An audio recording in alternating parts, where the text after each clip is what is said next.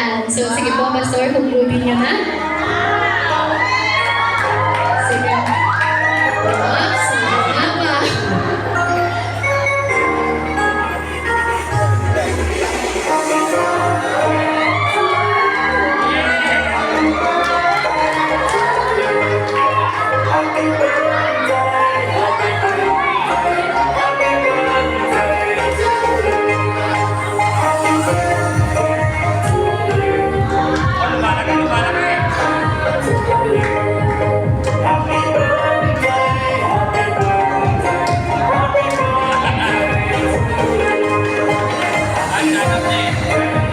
Amen.